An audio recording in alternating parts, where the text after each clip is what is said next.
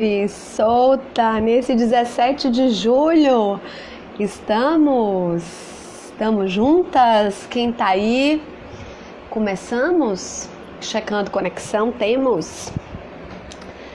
Vamos lá, 1, 2, 3, testando. Ei, Arthur, Tulo, meu amor, você tá aí?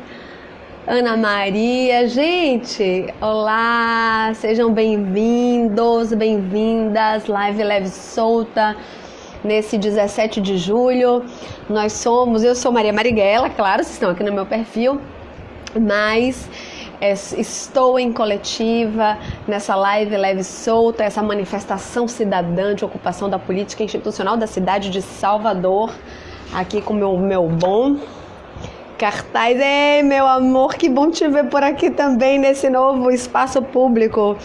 Eu estou aqui em coletiva,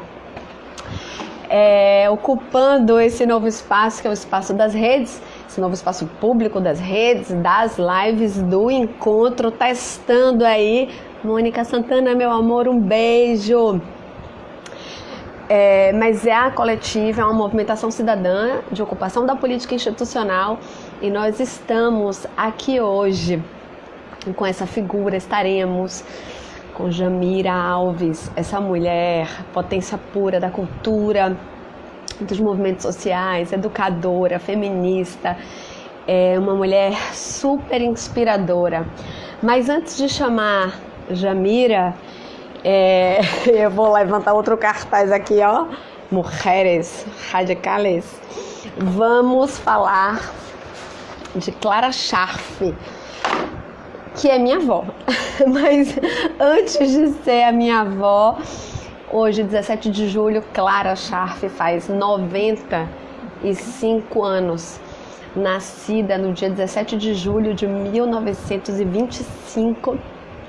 Clara, nascida em Alagoas, depois foi para Recife, se tornou aeromoça, feminista, comunista, uma mulher potência pura, se tornou tradutora, militante, tantas coisas. É uma alegria imensa ser neta de Clara Scharf.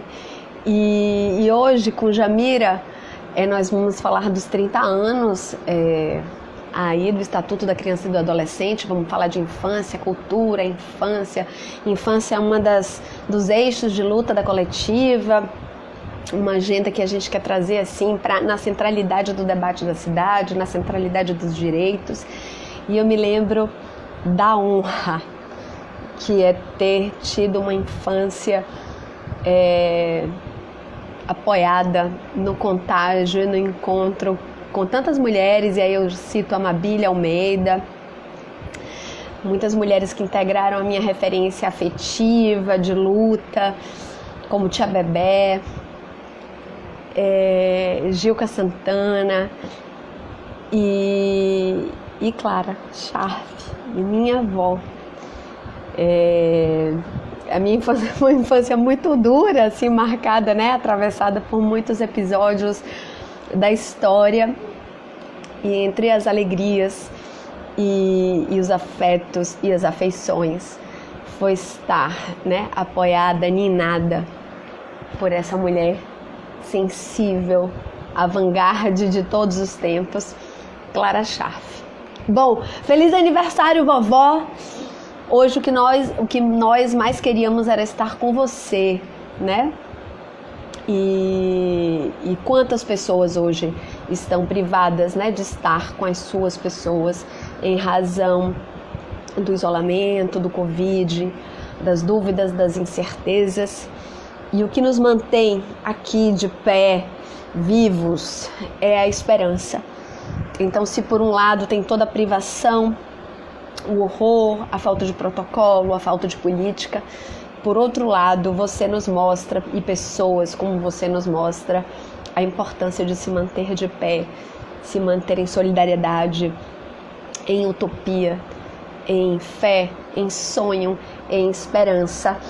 E E eu trouxe aqui, né, esse livro, Brasileiras Guerreiras da Paz. Então, Clara é essa mulher, minha avó, que eu tenho a honra de ser neta dela, mas ela é muito mais, né, do que a minha avó. E no ano de 2005, uma instituição da Suíça, feminista, fez uma proposta de dar o Prêmio Nobel da Paz a um conjunto, né, de 1000 mulheres pela paz.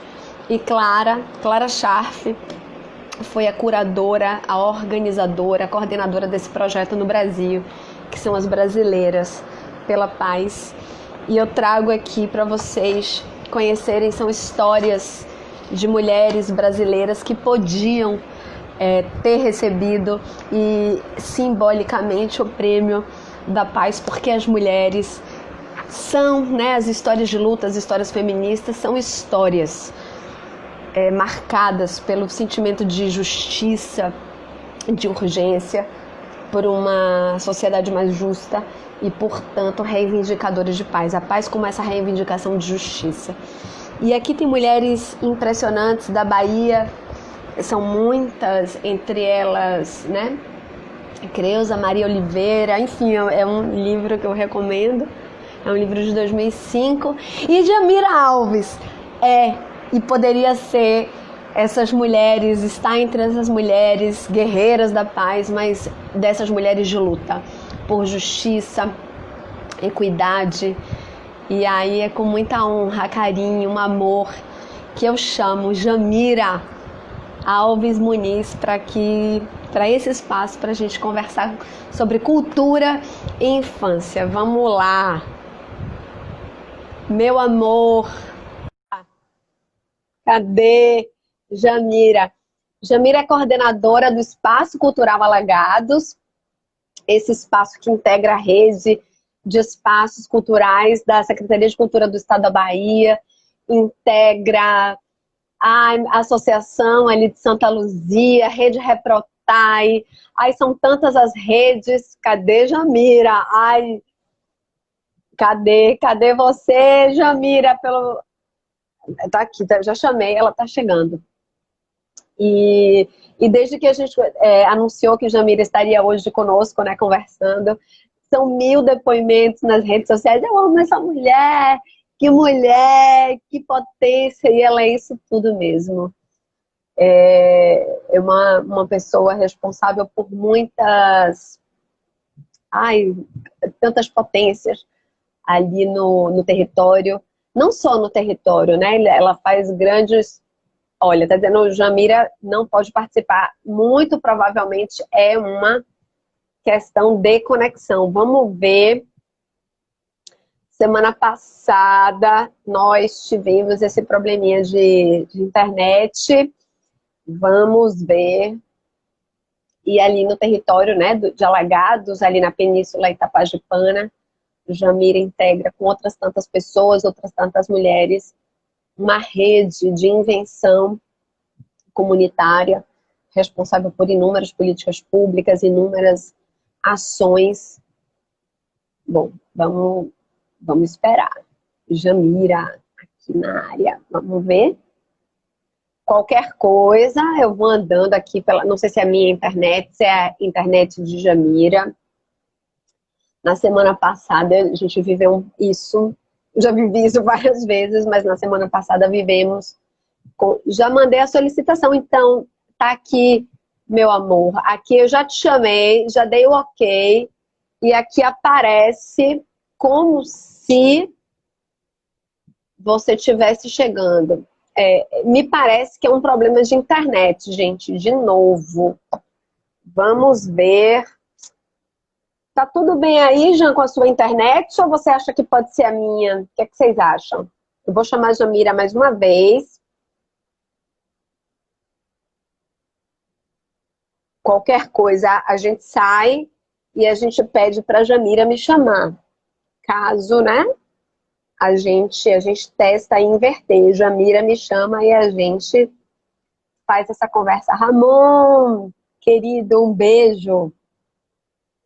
Vamos lá, tá aqui aguardando Jamira Alves Muniz.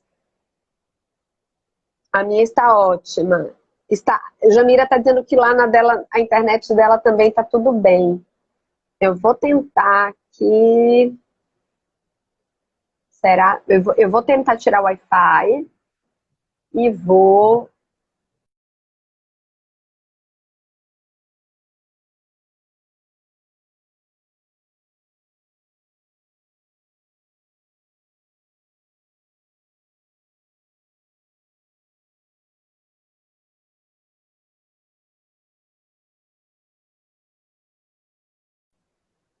Estou chamando de novo Jamira.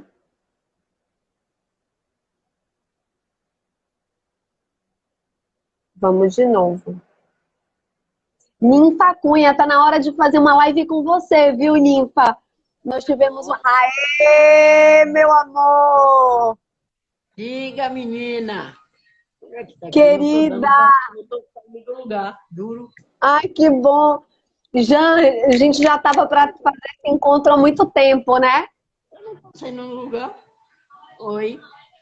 Ó, Tá eu estou ouvindo? te escutando bem baixinho. Vocês escutam, Jamira? Já apareceu. E aí, menina? Tá Vê ouvindo? se consegue aumentar. Veja se você consegue aumentar. Já aumentei. Aumentou? Já. Tá baixo? Agora tá um pouco melhor para mim. Para vocês, tá bem? Uhul! Beth Opa! Ponte. Muito bem. Para mim tá jóia. Para vocês tá bem? Tô ouvindo. Tô ouvindo. Tá dando para ouvir? Tá. Para mim tá tudo bem. Vamos lá. Que bom. Primeiro, que alegria. Que felicidade. A gente já estava para fazer esse encontro há muito tempo, quando a gente divulgou que seria essa semana com você. As pessoas reagiram, eu amo essa mulher, que felicidade. E eu tô dizendo, eu também. Muito. Eu tenho muita sorte, nós temos muita sorte de ter convivido com pessoas muito especiais na gestão pública, na cultura. E Jamira é uma dessas pessoas muito especiais, com muitas habilidades, com uma capacidade de incidir no território e expandir. Ó, Diego Araújo é um dos que mais comentaram assim, maravilhosa! E nós fizemos um debate com ele sobre, enfim, né, o território de Alagados, quando a gente estava debatendo a moradia, lá no iniciozinho das nossas lives, que era aquele momento que a gente já queria conversar com você, Jamira. E, enfim, a gente começou esse processo de lives, né, Jan, desde que a gente começou esse processo do isolamento, então logo começamos as lives, todas as sextas-feiras nós fazemos as lives. Começamos com um projeto que dizia assim, a cartografia dos afetos, o sensível na cidade, e desde aquele momento, para nós, né, o Espaço Alagados, mas não só o Espaço Alagados, como o espaço físico. Laís está dizendo que está ótima a sua imagem agora. Mas não só o Espaço Alagados, mas toda aquela rede que vocês constituíram, que envolve, né, a Escola Luísa Maim, a creche Rubi, até a moeda, o Omoja, ou seja, tudo aquilo que vocês constituem no território, para a gente é uma esperança, é uma inspiração de como avançarmos, né, numa perspectiva de produção de mundo comum, de solidariedade, de rede. Para nós, aquilo é política em alta densidade, é democracia em alta densidade. E desde aquele primeiro momento, né, dessa cartografia de experiências que alteram a rotina da cidade, você e vocês, porque você não está sozinha, você está com a associação, você está com a rede Retrotai, você está com diversos coletivos e movimentos. E não só o que vocês estão fazendo, mas como vocês articulam as políticas, né? Seja no contexto do poder público, nas relações também autônomas, ou seja, na mobilização de movimentos sociais. Então, vocês constituem ali uma rede muito densa, política, de solidariedade. E aí, essa semana, com os 30 anos, né, do Estatuto da Criança e do Adolescente, volta essa perspectiva de falarmos aí com mais coragem da infância. Então, o Estatuto da Criança e do Adolescente surge, né, há 30 anos como uma maneira de falar, né, de que essas fases da vida, a infância e a adolescência, devem ser vividas com integridade, ou seja, imaginar a criança e o adolescente não sob tutela da família, não subordinados à tutela da família, mas sim sujeitos portadores de direitos. E era isso que a gente queria contar um pouco. E como alguém perguntou aí, eu já não vi o nome, mas que a gente pudesse falar mais sobre essa perspectiva da infância e da cultura. Então, em primeiro lugar, eu digo que nós, a Manifesta Coletiva, queremos, né, como uma coletiva, uma movimentação cidadã que coloca a cultura na centralidade da cidade, da produção de direitos, a serviço de uma imaginação da cidade, também reivindicamos uma outra cidade para as mulheres, para as jovens e para as crianças. E nós achamos que a cultura é um ativo dessa expressão. E aqui a gente queria conversar um pouco com você sobre a experiência de Alagados, do espaço, mas não só do espaço, dos movimentos. E é isso, Fátima Frois está aqui. Jamira! Então, para a gente começar, Jan, queria que você falasse exatamente disso. Primeiro, dessa primeira pergunta, da relação da cultura com a infância, e já puxando aí para o espaço cultural Alagados e sua relação intencional com a infância. Boa noite a todos. Espero que vocês estão ouvindo. Estão ouvindo direitinho? Muito bem. Assim, boa noite, né? Primeiro eu queria falar que a cultura, ela é um ponto forte para a infância, né? Para a infância, para a juventude, entendeu?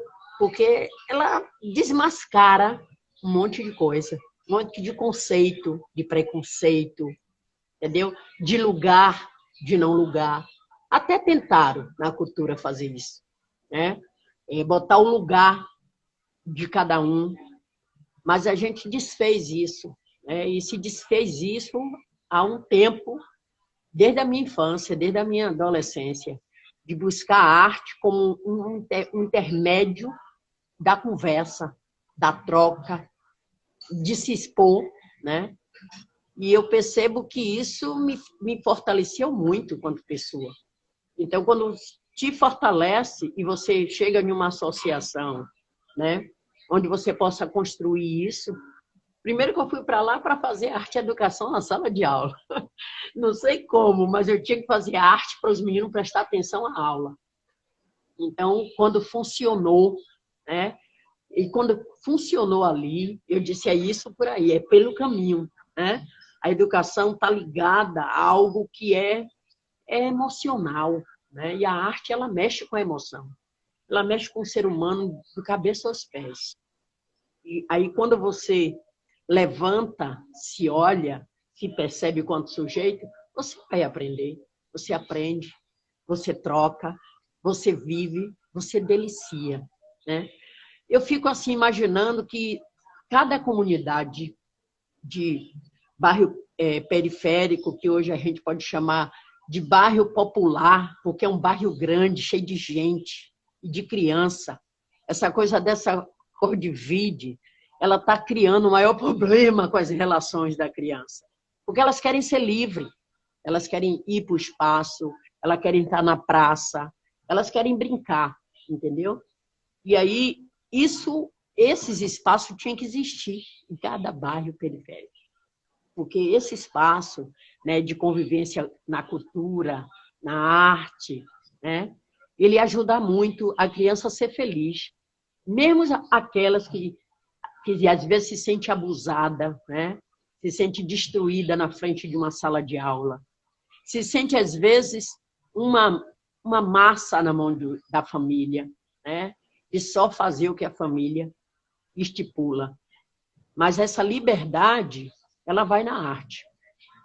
E aí, mesmo que você faça um personagem, que esse personagem seja um dos piores dos personagens para você gritar. E nesse momento, precisa muito fazer esforço para ser uma boa atriz, né? E um bom ator. Porque na hora que você sente isso, que você extermina isso num personagem, você aplaude você mesmo. Liberdade. É liberdade, é liberdade, sem libertinagem, porque as pessoas dizem assim que a gente é muito liberto de libertinagem, porque a gente quer fazer tudo, porque a gente aceita tudo, né? Não tem essa coisa de separar, né? Eu aprendi isso na cultura, que a gente não separava preto, sabe? Pretos e brancos. De repente, quando eu me dei conta disso, eu fiquei horrorizada, porque a gente estuda tanto, e termina a gente se perdendo naquela coisa chamada todo mundo é capaz de construir, todo mundo é capaz de aprender. E aí a gente tem os dois lados da moeda. Esse aprendizado, que é uma construção, né, que eu acho que, eu digo sempre, o ser humano tem que ser junto, tem que estar o teórico com o prático. Essa convivência é maravilhosa. Eu só tenho lembranças boas disso. Com psicólogos, com engenheiro, sabe? Com pessoas que gestam, em uma gestão. Eu só aprendi porque ceder não é dar um lugar. Ceder é você deixar que isso penetre em você. E que o outro se aproxime de você com o seu saber.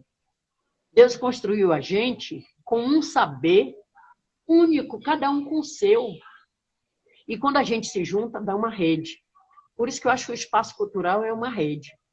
Eu respeito essa rede, né? Todos que queiram partilhar, né? Produtor, artista, músico, saúde, educação, meio ambiente. Tudo isso faz parte da nossa vida, faz parte do meu ego de pessoa como ser humano. Porque não dá para trabalhar. Você fala uma coisa super linda. Aí você falou da rede, que o espaço cultural é rede, e aí você vai falando, né, de que é saúde, que é uma coisa super importante, ou seja, a gente daqui a pouco fala da relação agora sanitária, do Covid. Então, você vai falando, né, desse tecido que compõe a rede do espaço, mas você fala uma coisa super linda que eu peguei aqui, que você fala, o espaço cultural Alagados é um espaço de convivência. Muitos espaços culturais, claro, todos os espaços culturais são espaços de encontro e de convivência, né, em algum limite. Mas a maior parte dos espaços se dá na fruição, né? Ou seja, você vai ali como espectador, você vai assistir alguma coisa, você vai fruir alguma coisa, e isso por si só já é maravilhoso. Então, não se trata de diminuir a experiência do encontro e da fruição, em hipótese alguma, isso por si é incrível. Mas o espaço cultural Alagados, ele é realmente, além do espaço da fruição, além do espaço da fruição com o debate, porque a maior parte daquilo que acontece ali é precedida, né, de debate ou sucedida de debate. Então, a maior parte das atividades que acontecem ali são convocadoras de conversas, de debate daquilo que está produzindo, mas quem conhece o espaço cultural Alagados sabe que ele é um espaço essencialmente de convivência. Então, muitas vezes não acontece nada, não vai ter peça, não vai ter show. E as crianças, e não só crianças, os jovens, a comunidade inteira frequenta aquele espaço, mas vocês apostaram num espaço de convivência da infância. E essa talvez seja a expressão mais rica, ou seja, transformar um espaço que é cultural, em que tem representação, em que tem fruição, que tem consumo cultural, num espaço livre, como você fala, alguém comentou aí, o espaço cultural é liberdade. Então, um espaço de exercício de liberdade, de cidadania, em que esse ir e vir, e, portanto, de convívio, em que os limites são dados, né, no encontro, né, no contágio, no convívio. E, finalmente, e por causa disso, um espaço de emancipação, né, um espaço de constituição de autonomia, de emancipação. E torna, então, esse espaço uma referência, não só em Salvador, como uma referência, você sabe, e pode contatar aqui Mariana Albinati, que esteve conosco na semana passada, falando sobre cultura, memória, patrimônio. Nós fizemos um debate que era a cultura da memória, hoje é cultura e infância. Nós estamos, né, e acho que o Espaço Alagados também tem que entrar conosco nessa reivindicação da memória. É importante, e a gente falou de Alagados, Mariana falou de Alagados, da reivindicação da memória, das nossas identidades, como são formados os territórios, as identidades que habitam a cidade. Ninguém ama, né, Jamira, o que não conhece, e, portanto, para você conhecer, você precisa... para você amar, você tem que conhecer, e, portanto, a memória se torna fundamental. Mas eu queria que você falasse como é exatamente que esse espaço ele toma para si a responsabilidade de atender, a palavra não é atender, mas de trazer a infância como, digamos assim, esse público ou esse sujeito prioritário da política e da atenção desse espaço. Queria que você dividisse com a gente essa decisão. Você já começou a falar, né, que você entrou na escola como arte educadora, mas tem uma hora que vocês decidem colocar todos os esforços, ou seja, toda a atenção na infância. E quando é que isso acontece e por quê? Eu acho que a partir do momento que a gente percebeu, né, que o ECA, por exemplo, é um instrumento, né, uma lei que precisava sair do papel, né? Você discute direito a partir do momento que esse direito também seja vivenciado. E para a gente entrar nisso, para vivenciar isso junto com as crianças, a gente percebeu a liberdade deles poderem estar fazendo algo que é inerente de alguém mandar ou desmandar, mas que o próprio espaço ele conduz isso. Por exemplo, livro, leitura, o próprio gibi, não precisa ninguém oferecer. Eles vão lá e pegam. Quando tem espetáculo, eles pegam o gibi para ler. Então, a gente dizer que hoje falar de direito sem prática não resolve, porque o próprio estatuto ele diz, na cultura, por exemplo, a criança ela é capaz de produzir. Ela pensa, ela já nasce cultura, ela já é uma cultura. Os modos, a atenção, a forma de andar, o que elas produzem na infância, a própria escrita, elas inventam as escritas dela, elas inventam as histórias dela. Então, ela já está dentro desse quadro. E a gente precisava perceber isso. E quando eles começaram a procurar o espaço, né, no sentido de assistir filme, que no início era filme por filme, e começou com o Animaí, né? Que foi assim um festival, foi fantástico, para começar a perceber o lugar da criança naquele espaço. E aí, quando eles começaram a assistir o festival de animação e opinar mesmo, dizer, eu gostei mais desse, por isso, isso enlouqueceu.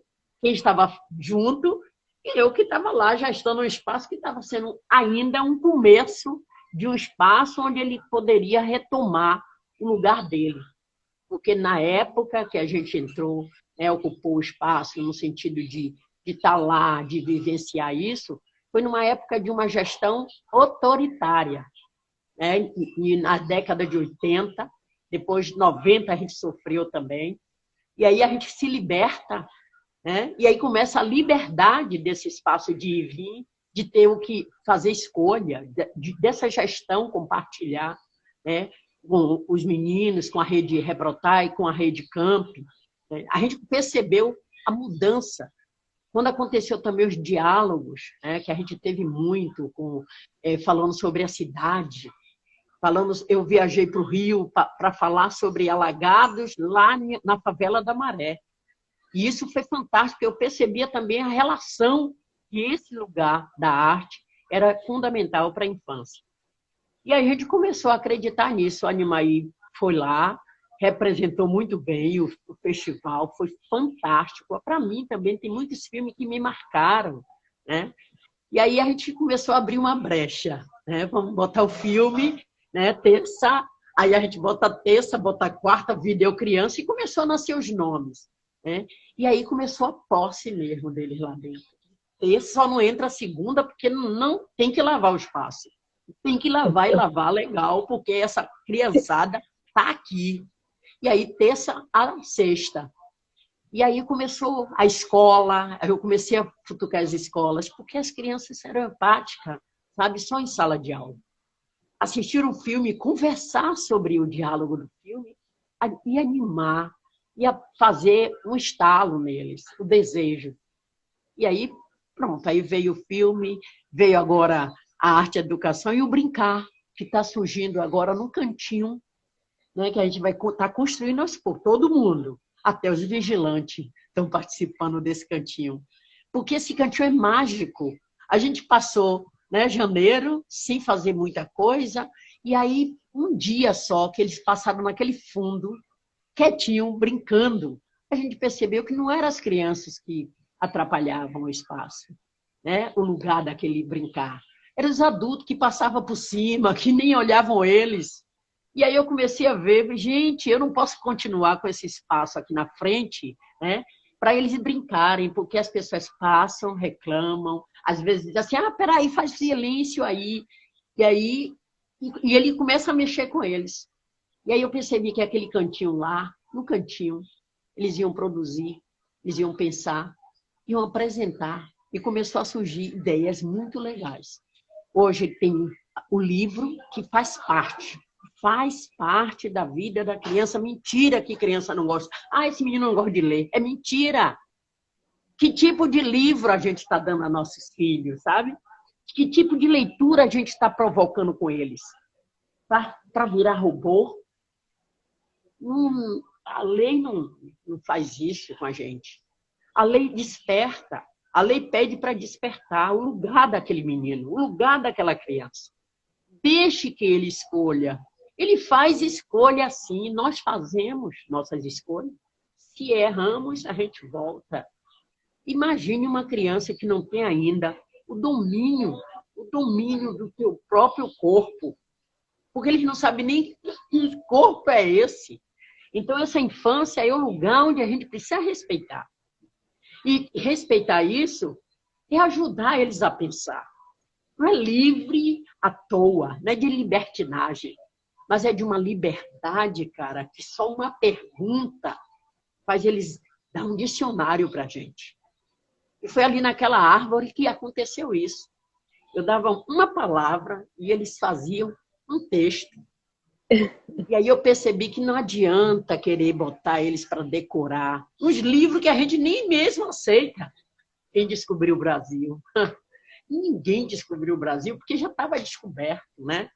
Então a gente parte de uma coisa que a gente não percebe o valor que esse ser pequenininho faz com a gente. Então, assim, eu defendo, sim, a infância, né?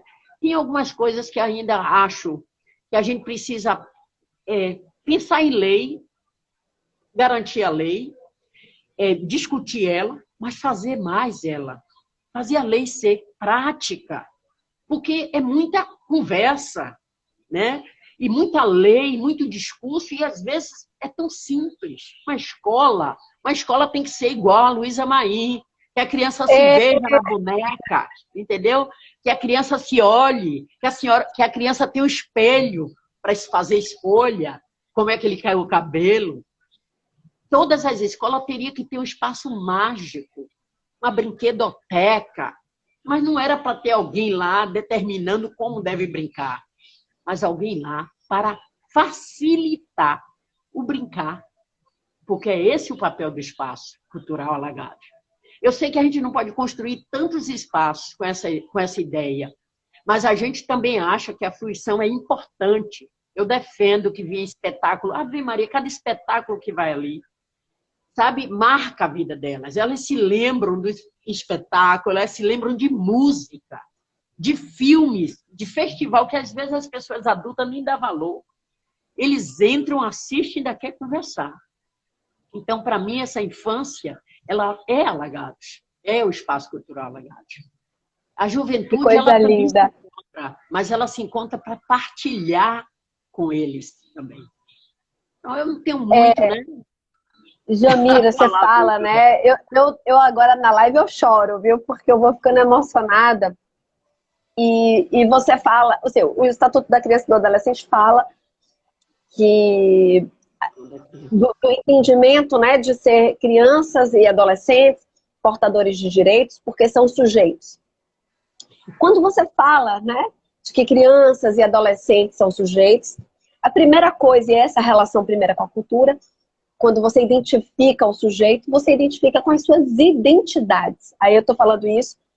Então, a primeira coisa para que o sujeito se reconheça como sujeito, ele precisa se reconhecer numa determinada identidade. Ou seja, eu sou sujeito com emoções, com identidades, com origem, com sentido de pertença, né? Então, a gente fica falando, nós que somos da cultura, falamos, cultura, sujeito. Então, a gente precisa afirmar a cultura fundamental para quando você quer atribuir direitos, porque a primeira coisa que o sujeito precisa entender é que ele é um sujeito. E o sujeito, para se entender, ele precisa se entender no contexto da sua cultura, né? E, claro, nessa cultura também que emancipa, né? Que ele torna sujeito, cidadão, autônomo, com opinião. E aí a gente pode acrescentar uma série de coisas. Então, e aí a cada vez que a gente fala de infância, a gente reivindica e afirma, né? A infância como esse lugar que precisa ser garantido com direitos e esse espaço, nessa fase da vida em que nós precisamos nos reconhecer como parte de algo, né? E esse algo tem que ser sólido e conectado com essa identidade, essa cultura. E aí a sua fala é muito emocionante, linda, mas eu estava querendo porque você falou da Escola Luísa Maim, e uma das minhas maiores emoções, né, porque, claro, como eu sou da cultura, conheci primeiro o Espaço Cultural Alagados, então já há anos frequentando o Espaço Alagados, e finalmente um dia eu vou para a Escola Luísa Maim. E ali acontece uma emoção, ou seja, tem o Espaço Alagados, é uma emoção. A Escola Luísa Maim, para quem está nos acompanhando, é uma escola comunitária lá em Alagados, ali na Península Itapajipana, nesse território que a gente está conversando. E você tem uma outra emoção, porque é um espaço de afirmação de uma identidade ou de identidades que estão absolutamente articuladas com a liberdade, a emancipação, a beleza, os direitos. E nós, né, a coletiva, e eu venho repetindo muito aqui nas lives, quem tá aqui já me ouviu falar milhares de vezes, é que nós acreditamos, e eu venho repetindo, da cultura como um ativo de democracia. Então, é claro que nós sabemos dos autoritarismos, das violências, isso também está na cultura, de uma cultura sobre a outra, de culturas colonizadoras, de culturas autoritárias, de culturas violentas, cultura que retira direito de outro povo. Mas nós, na Bahia e no Brasil e em Salvador, precisamos também dizer a cada momento que foi através da cultura que alguns povos subalternizados puderam se afirmar. E eu tenho insistido muito aqui nas lives e no nosso debate que se isso é verdade, se incorporado no contexto de uma política, isso pode ser um motor para entendimento de outras tantas coisas. E como você fala, nós estamos cansados de muita fala e precisamos trazer experiências muito concretas e vivas E eu gosto de trazer essa experiência da cultura, então, para ilustrar isso que a gente está falando, que isso não é uma abstração, isso é uma realidade, né?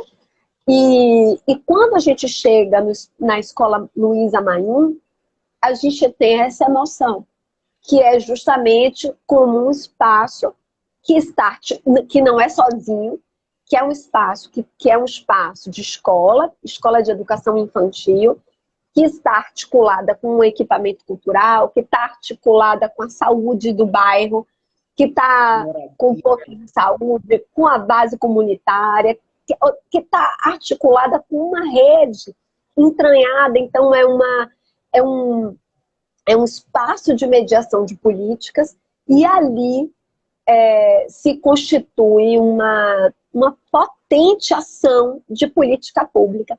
E eu queria que você contasse, porque muita gente aqui te conhece, te admira e sabe, mas eu queria que você mesma contasse, porque depois eu vou dar o meu depoimento. Como é que vocês pensam e pensaram e fundaram a escola Luísa Maim, que em primeiro lugar dá nome, né, dessa mulher, dessa lutadora do povo brasileiro e portanto, já só pelo nome vocês já podem imaginar que essa escola é de luta, né? Você chegar, né? Remanescentes mulheres, Maria de Lourdes da Conceição Nascimento, Marilene da Conceição Nascimento, Diva, os nomes agora, Sônia Rodrigues, Alcélia. Então, essas mulheres, elas tiveram um desejo mesmo, né? Porque não se pensa, você não pensa em você, né? Sem pensar no outro. E se você pensa em você, mais ainda você pensa no outro.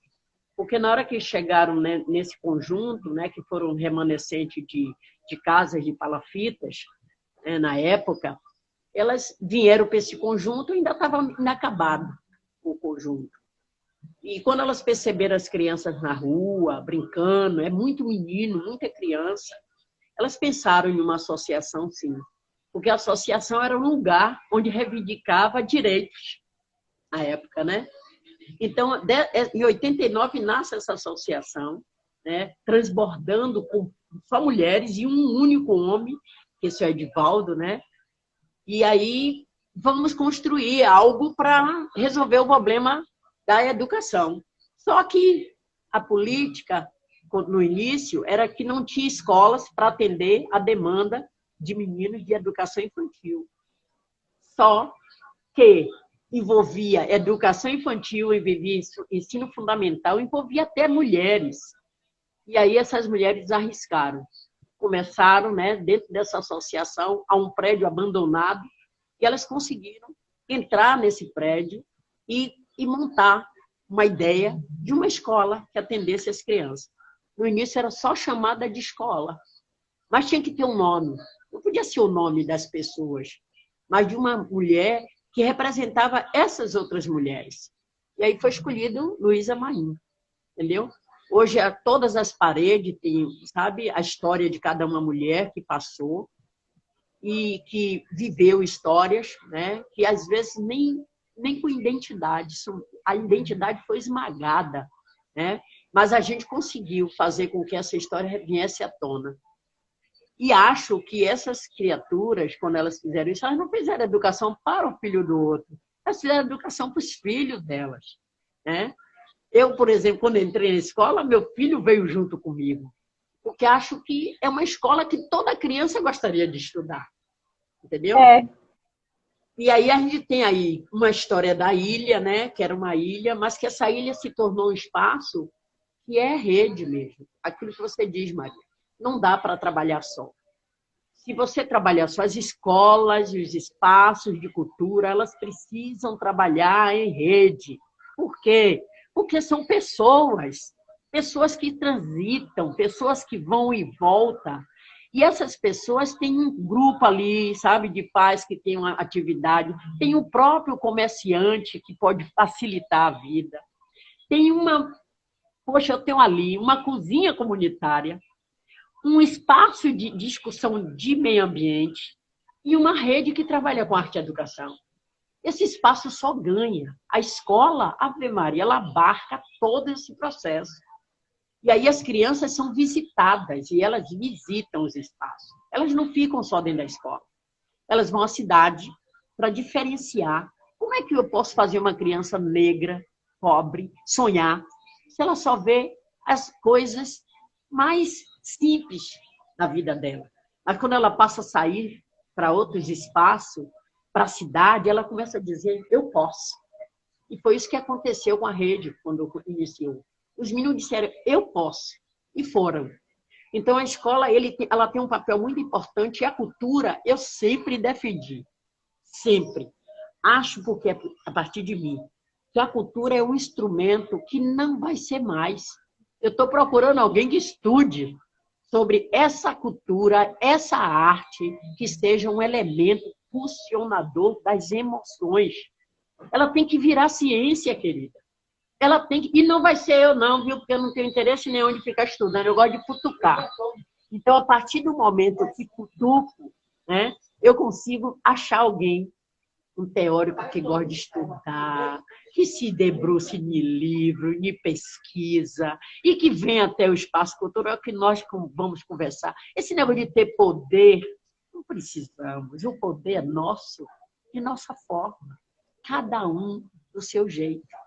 Cada um contribuindo do seu jeito. Agora, se tem alguém que quer estudar, eu vou apoiar, sim, porque eu sei que esse vai ser mais um na rede. Esse vai se sentir. Porque às vezes você estuda tanto. Eu conheci uma pessoa, né? É muito pessoal isso, mas assim, eu quero revelar porque é interessante. Eu conheci uma pessoa tão jovem, estudava tanto, e que um dia, né, eu dizia, quando eu me encontrei com ela, eu dizia assim, menina, quando é que você vai parar de estudar e vai vir para cá, para Alagado? Ela, não, eu vou de corpo e alma. E aí essa figura, aos 28 anos de idade, com tanto doutorado, pelo amor de Deus, né? Foi embora. Me deixou. Eu até reclamo, você tá, mas não estude tanto. Não estude sem praticar, porque às vezes o isolamento, elas nos fazem tão infelizes. Por isso que eu gosto de gente. Vou continuar dizendo, eu gosto de gente. Mesmo gente que me abuse. Mesmo gente que não gosta de mim. Sabe por quê? Porque na hora que eu estou com gente, eu viro gente. Eu viro cidadã. Eu sou cidadã. Eu sou feliz. Por causa dessas coisas. Então, criança, é assim que eu quero ver as crianças. Sendo gente. Sendo feliz. Viu? Que coisa linda. Você fala, né, Jamira, a gente está nos nossos debates, nos nossos encontros, nas lives, a gente sempre está falando sobre a produção do comum, né? Que o grande problema de Salvador é uma cidade com muitas potências, muitas belezas, muitas alegrias, e ao mesmo tempo uma cidade de injustiças severas, violências brutais. Mas entre esses dois mundos, né? Uma grande dificuldade é uma Salvador que possa se reconhecer no encontro. A nossa maior dificuldade talvez seja produzir um mundo que seja comum, na diferença, na diversidade, mas que seja comum. Uma cidade que se encontre, seja na promoção do espaço público, na promoção de direitos, na promoção de justiça. E a sua fala ela é linda porque ela escapa o tempo inteiro essa produção do comum. A primeira coisa que você fala que é muito linda, que eu queria que a gente gravasse, é aquelas mulheres criaram uma associação e fizeram uma escola não para o outro, né? Mas para os seus próprios filhos. Então, isso é muito lindo, não porque faz para os seus próprios filhos, mas é claro que não é só para os seus próprios filhos, é como se fosse para os seus próprios filhos. Entender a comunidade, né, quando eu trabalho, quando eu estou na vida pública, quando eu estou na gestão pública, eu não faço para o outro como se o outro fosse alguém apartado de mim, mas o outro que integra a minha própria vida. E isso é tão coletivo, é isso que a gente está falando o tempo inteiro. Então, essa afeição, né, que precisa ser uma espécie de motor de realização, né? Isso que eu digo. Se você não reconhece, ou seja, você não ama aquilo que você não reconhece, você não tem como produzir um mundo comum se você não conhece aquele território, se você não conhece aquela cultura, se aquele outro não lhe diz nada. Então, quando você fala isso, né? Então, assim, aquelas mulheres constituíram como se fosse para os seus filhos, é de uma beleza muito tocante para a gente. A segunda coisa que você fala é que quando você deixa, né, a criança dentro da escola, imersa nesse território é uma coisa, mas na hora em que você faz com que aquela criança, a informação, ela veja além, né? O ver como essa, e aí ver, você fala do passeio, você fala de sair pela cidade, mas você fala dos livros, você fala da cultura, é exatamente isso. Você vai criando essa rede, né, de desejo, ou seja, eu vou ao encontro daquilo que é desconhecido e, portanto, eu começo a desejar a cidade, o movimento, a emancipação, a liberdade. E isso é extremamente libertador e eu acho que é de uma beleza para a gente trazer aqui nessa ideia de cultura, de apreciação, de encontro. Mas eu quero trazer uma fala super bonita que aí eu vou falar, né, quando eu fui lá na escola Luísa Maim, e você falou assim para mim, você não trouxe agora, mas eu vou te lembrar. Você disse, não, aqui é para que as crianças se reconheçam como filhos da classe trabalhadora. E que eles tenham muito orgulho de serem filhos de homens e mulheres trabalhadores. Então, mas eu vou falar mais. Eles ali é autoestima em alta voltagem. A escola é linda.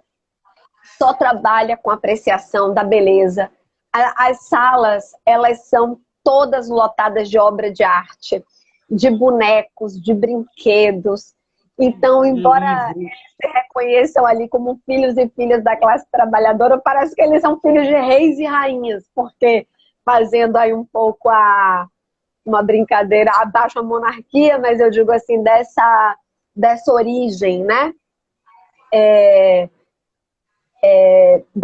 Assim, eu digo, porque atrás da cultura tem muitas riquezas ocultas, né, Jamira? E que a gente pode também, eu venho falando de que nós muitas vezes reforçamos, claro, na reivindicação de direitos, a pobreza, a injustiça, mas tem uma dimensão da nossa cultura que é também reivindicar aquilo que é da riqueza daquela diversidade, daquela cultura, que é uma maneira também de nos afirmarmos as nossas crianças, que é uma maneira também de né, como diz Rubem Alves, quem admira a beleza não se subordina.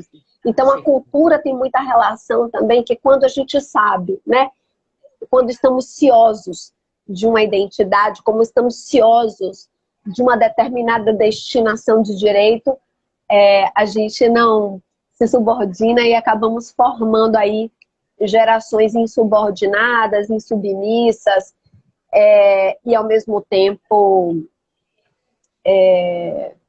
justas, dignas, né, com valores.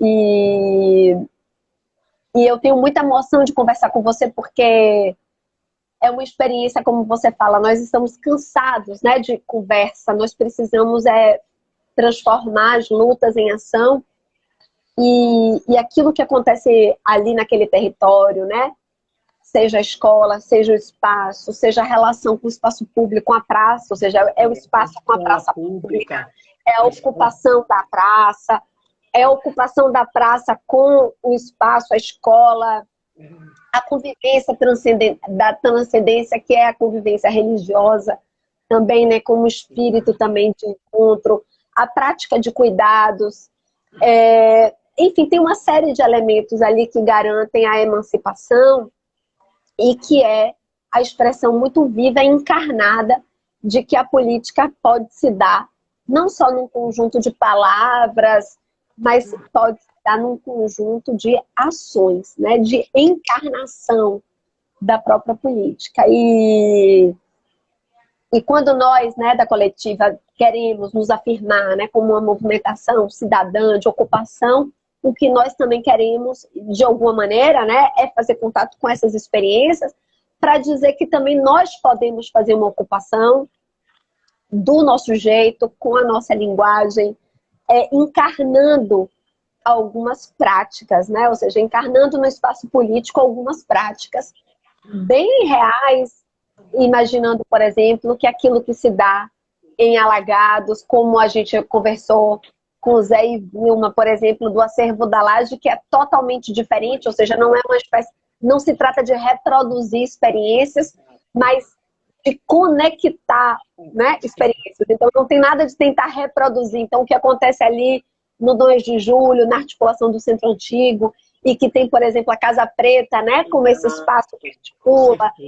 a Preguiça, né, com o Centro Cultural da Ladeira, e aí o que acontece em Alagados e que tem no acervo, ou seja, é cada espaço com a sua formação comunitária, com as suas políticas, mas imagine uma cidade, né, em que isso não seja exceção, mas que isso seja a regra, né, que isso seja a encarnação da experiência que você mesmo trouxe a palavra de convívio. E eu queria te ouvir também sobre isso, né? Ou seja, você que tem trânsito, você que já viajou por muitos lugares, você que está em diversos movimentos sociais, queria que você trouxesse para a gente, assim, como é que você sente que essas experiências podem se afirmar, podem ganhar força e proteção institucional? Eu acho que é a escuta. Eu acho que é a escuta, porque, como você coloca, cada um espaço tem o seu jeito, né? Cada lugar tem a sua identidade. A gente não pode pegar a identidade do outro e levar para o lugar onde a gente está.